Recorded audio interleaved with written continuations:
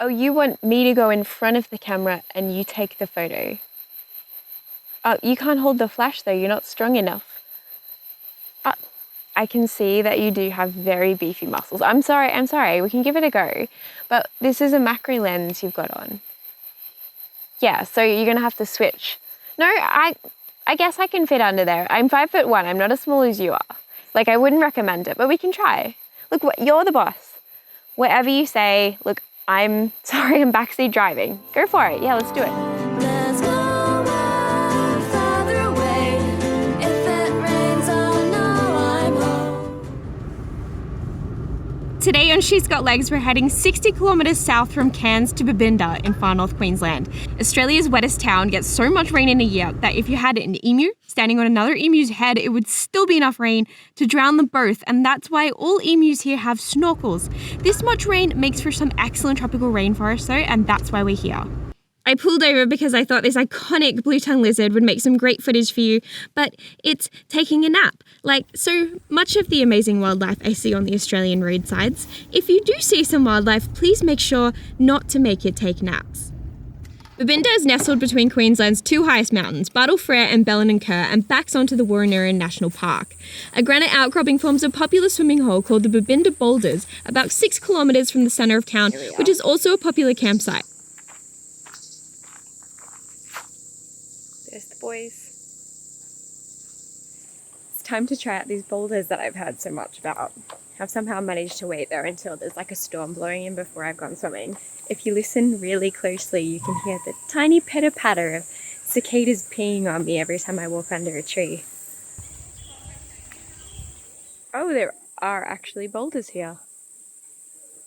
I had no idea.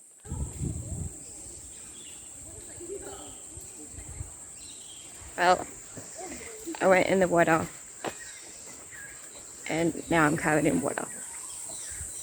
That's how that went down. Whoa! There is a peacock peacocking. This way, sir.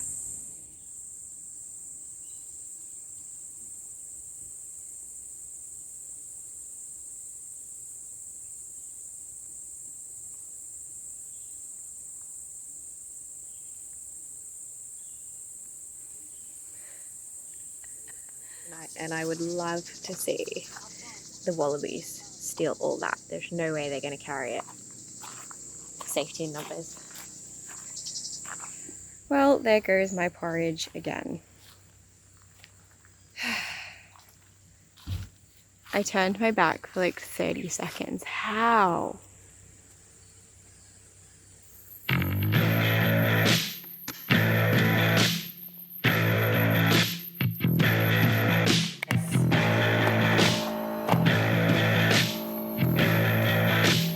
Let's get down to business to defeat the bugs. I was told this place is crowded, but this is like next level. So like I'm gonna have to go away and come back another time because I don't even think there's space for me to get in the water. Like they really need to do something about this. Maybe like fees or something. During the day, the freshwater pool here is filled with naked apes, but at night it's prawn time. These East Australian river prawns have a genus name that literally translates to big arm, and I don't think I need to go into a lot of detail on that one. They normally shelter during the day and become active at night, scavenging on anything that sits still long enough, including algae, fish, and toes. I can see a turtle. That's not gonna look any good from where you are. Oh. Bye-bye. I must have done you a spook. There's just like a big prawn looking ridiculous there. Adult mayflies don't have mouths and they only want one thing, and it's exactly what you think it is. As nymphs, they're fully aquatic and breathe through gills, and then they undergo a seriously disappointing molt to adult where they have to emerge onto land and flap around and die within a few days unfulfilled because there's too much pressure to mate for life on the first date. I just read that mayflies are the only insects with 2 sets of genitalia each, and I'm passing this on to you because I don't want to feel this uncomfortable alone. Oh my god, they're mating. I should probably come around the front, huh? Or I should leave you guys alone. Look at his Oh. Hello. I've just spotted this adult female Herodula majusculus, a giant rainforest mantis, just walking across the ground here. Why? I don't know. She wasn't there a second ago. I think she just fell down from above me. Like, just the fact that she's just fallen literally down next to where I was like just mucking around with my camera gear. This is the kind of night we're having. It's insane. I mean, you could easily start chewing on me. Oh, you are beautiful. They're so heavy, they're so big. So the giant rainforest mantis is not necessarily the longest mantis in Australia, but the fattest, you know, the most robust. She's a beautiful green color. She has some reds and blacks in there underneath her raptorial forearms that she can use to make herself look a little bit scary. So praying mantises are predators of live invertebrates, usually. Brought you a present that just landed on my hand. Do you want that? And they don't have any venom. They are purely catching and killing their prey by basically eating it alive. And they have these sharp spines on their front legs, which will help them to catch and trap that prey, which is where they get their name from. When they sitting in sort of ambush position with these legs held out, they do look a bit like they're preying. Look at me. I am the photographer now. If I turn the camera on and she presses the button, does she technically own the photo? And will I then have to pay her royalties? Guys, I think we're gonna get mugged.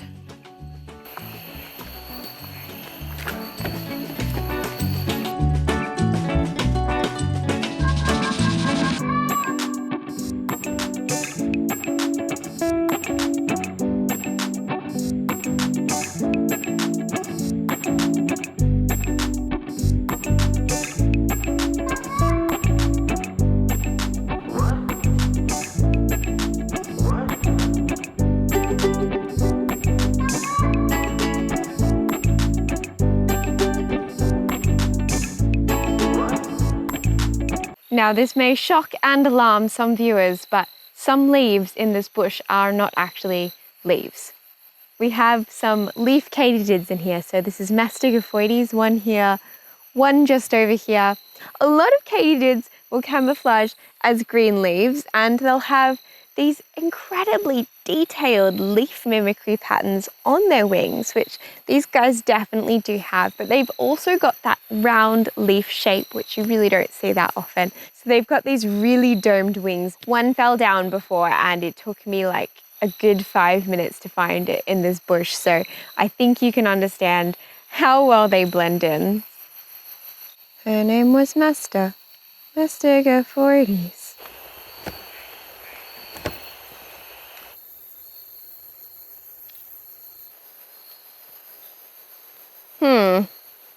I was just setting up for a shot and I turned around to turn the light on, and I think we have a visitor.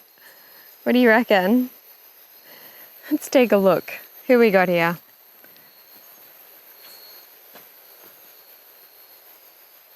The destructive katydid. Uh-huh. You wanted to get on TV, didn't you? Put me on YouTube, please. Well, you're famous now. How does it feel? Ready to sign some autographs?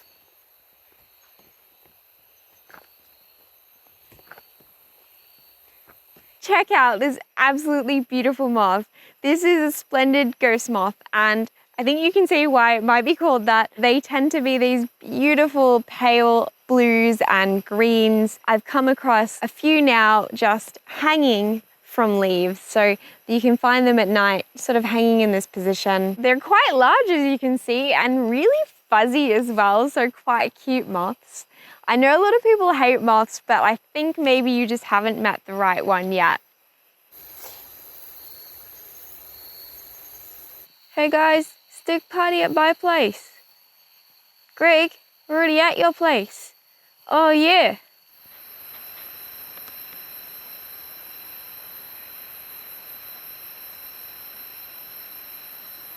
I was beginning to despair of finding anything adult tonight. But here we are finally. We have an adult male spiny tree katydid, Frictus spinosa. So these are quite friendly guys. They eat leaf, they eat fruit. I've seen them get desperate and chew on sticks occasionally.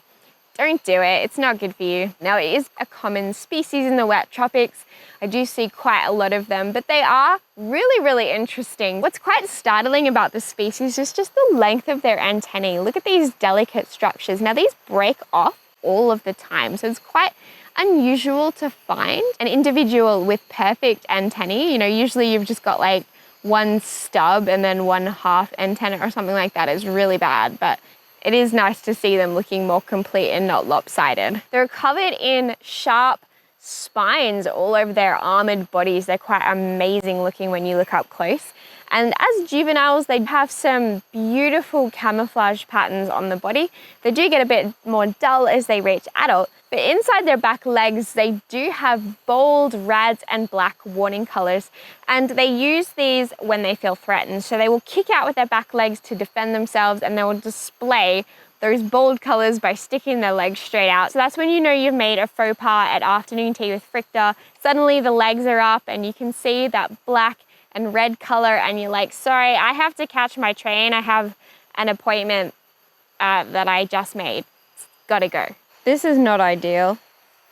My wide angle lens has a really short working distance, so that is meaning that I am getting an exceeding number of my subjects climbing onto my camera. Oh dear. There's those warning colors I was talking about in there, in case I don't get an actual shot of them because he's nicked off. What do you think of the state of the rainforest today? Yeah, it's a nice place to live. We could use some more. Anything you'd like to say to your family back home? Oh, hello to my mum. Is there anything we humans could be doing better? Actually, we need to talk about climate change. A fairy has like dropped his wings on the ground here. And also over here. Why do they just keep dropping their wings like that? Don't they need them? If you're not convinced yet that moths are beautiful, I have more evidence for you, and it's right here. This day-flying moth is beautifully colored and loves the sun and is resting now at night like a normal person. It's raining. That's what it does in the rainforest. I am here for this absolutely bonkers mimicry. This comb-footed spider mimics one of the most common ants in this region, the green or weaver ant. It was like, you know what's gonna help with my survival? Making my butt look like an ant's head, and here we are. The strategy has paid off. I thought I would just put this on camera so that you know there's about 1 billion Heteropoda here. So when you turn up, you're not like, hey, you didn't mention these guys. And I'm like, oh, I didn't see them. No, I saw them. I saw you 5,000 times. And I just want to give someone else some airtime, okay? This little guy is one of my absolute favorite animals to come across. This is a semi-slug, or as I prefer to call them, a snug.